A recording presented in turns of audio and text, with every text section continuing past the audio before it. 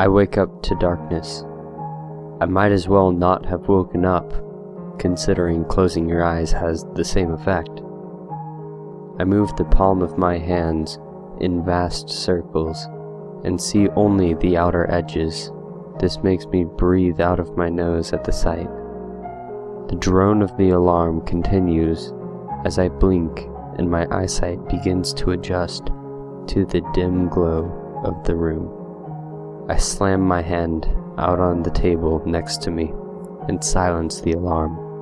I try to fall back into the void of sleep, for those evanescent dreams had more of that substance, I don't know what it's called, that I can see and enjoy, dancing to and fro in joyful delight unheard of on this world.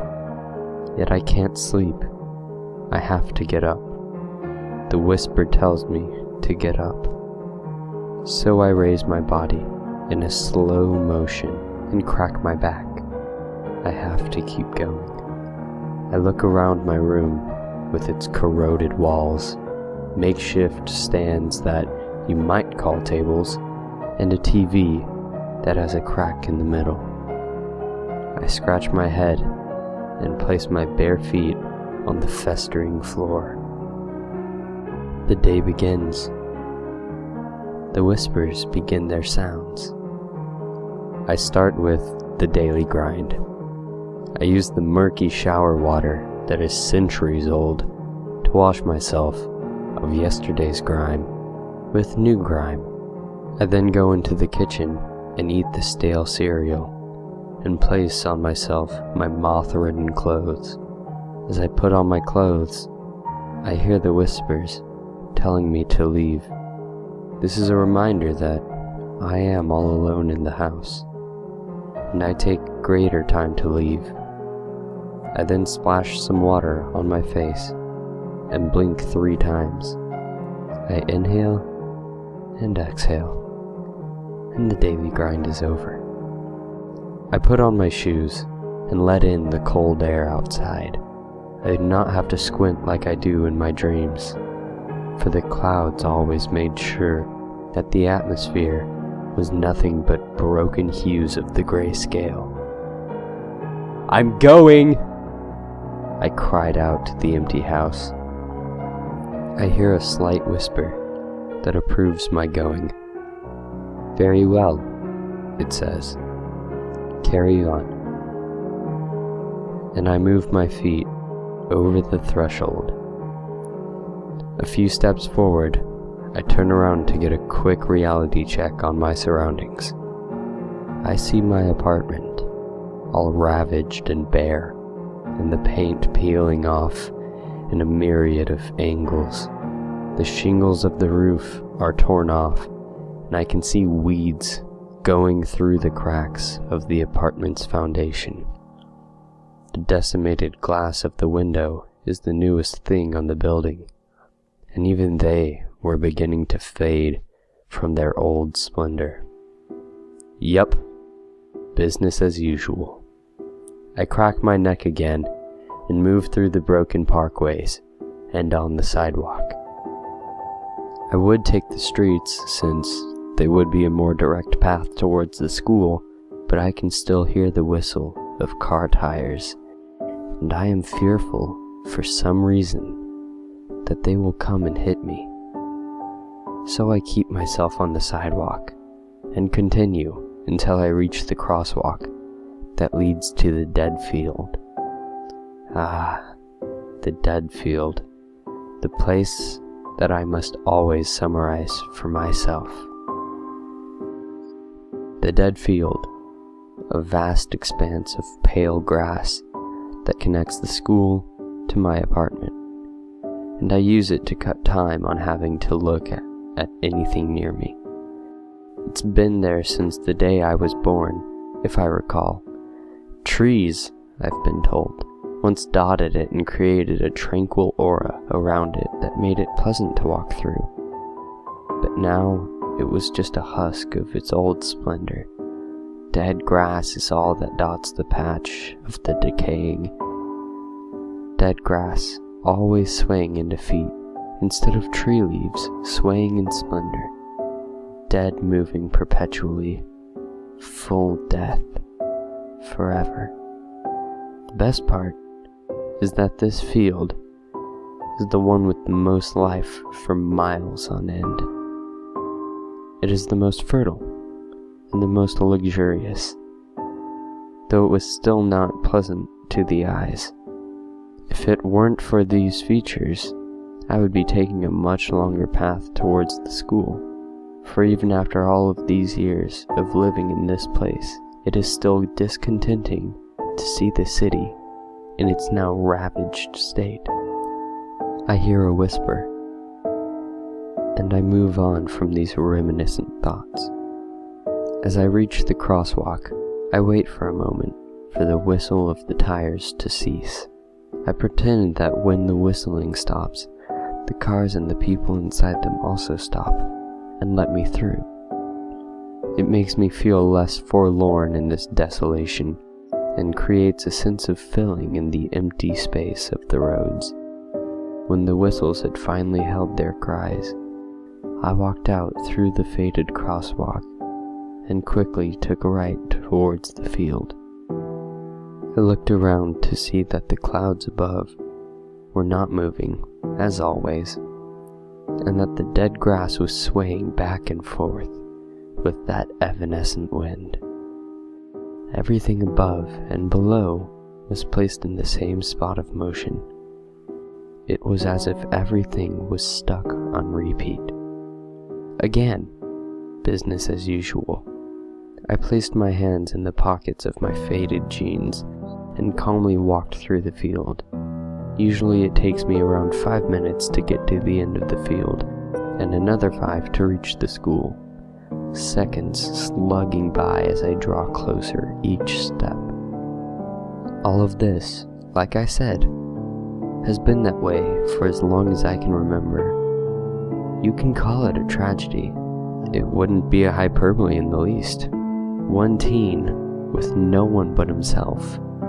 One teen in a society long forgotten and left there barren and naked. And one teen that doesn't even have the privilege to have angst over anything that is living. That there, in the deplorable world, is nothing but I, a lovely, simple understanding of tragedy in most wild aspect. Just I. It's almost romantically poetic, and it makes me think. All of it makes me think, really, and I stop in my tracks. I hear a whisper tell me to go on, but I ignore it. For the first time in quite some time, I think of the burden that I have been going through. Contrary to the above romance, this tragedy world, anything but it. When I feel this burden, I think, and when I think, I become aware. And when I become aware, I see the world and become insane. "This is bad," I whisper. "If I see, I will be taken away. I must never think of my surroundings and how bad I have it." Yet even with those words, my mind continues to whirl. There, in that horrible moment, the world opened up through eyes that were not glazed. So sudden was that revelation of sight that I almost lost my balance. My mind now so clear that it was almost hazy.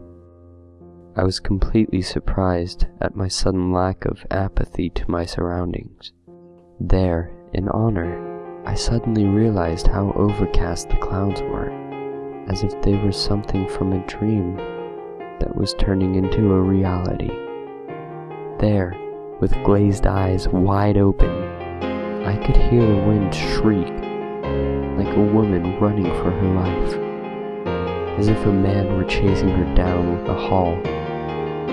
There, with trembling hands, I could see the grass fall flat as the shrieks and a far-off beating of thunder grew louder. There, right there, I let go and let the elements take me into their torrential rainfall.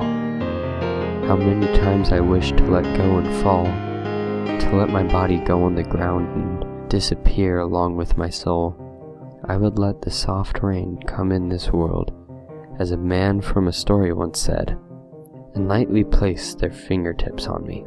I know I make it sound like a nice little dream, but that's where I want it all to be. A dream. In my dreams, I do not have to be in an eternal death sentence. I don't want to be here. I don't want to be the wayfaring stranger. All I want to be is a kid who doesn't need to think. A kid who doesn't think in grand exuberant words to calm himself, but in colloquial bits and phrases. I don't want to be, but I am. Through this torment, I feel a wave of warmth blast me and push me away from those sounds and sights of the world. I grasped my heart and wavered in a place where time did not exist, and yet motion did. I became dazed, mind spinning, endlessly spinning, eternally spinning. Eventually, my legs unfroze, and I fell over. As I laid dying, I heard a faint cry from someone.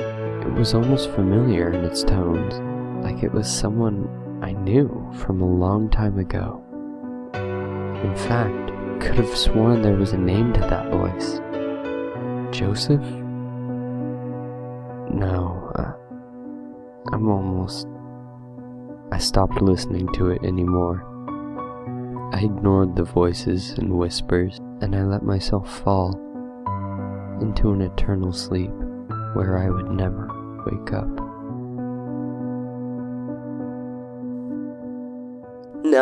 No, he's going into another seizure. But this one he's not shaking it off. Stand up, I cry. Wake up, stand up, do something for Christ's sake. I'm right next to him, yet he doesn't hear me. He's scrambling and crying and moaning in a fit unparalleled to any of his others. Just a few seconds ago, I was walking him through the crosswalk, and a few moments ago, I was getting him out of bed. How can such simple things die out so quickly? Now all that is happening to him is a grand mal that is taking away his life. I try to call for help, but in this field there's no signal. Stan's ramblings were right. This is a dead field. I turned my neck towards him to see a final spasm before he fell silent. I slammed myself down on the ground and tried to hear his pulse. There's a slight beat, but the beats were so silent that I almost mistook it for mine. I placed my ear close to his mouth and feel a tickle of light speaking. 3, he whispered. 3 at last. And with that, his breathing stopped. I looked down at him to see that his eyes were closed, and there was a type of serenity to his face. I shake my head and run out towards the periphery of the field, where I finally got a signal.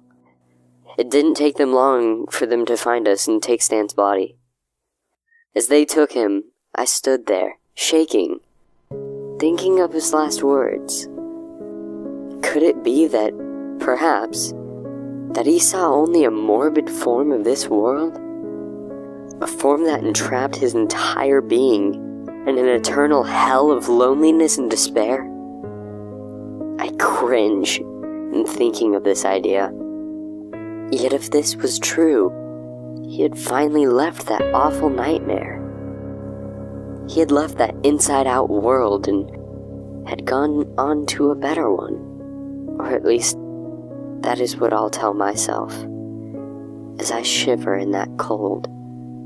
Still, there's one thing that continues to claw at my mind with cold, dead talons. Was that Eversion that Stan witnessed throughout his life something not too far from the true stance of this world? Was what I was seeing only a figment of something more cruel and awful? Did Stan's world actually exist more than mine? I pray to God that isn't true, and I place Stan's earth in the back of my mind to rot to manure and dust.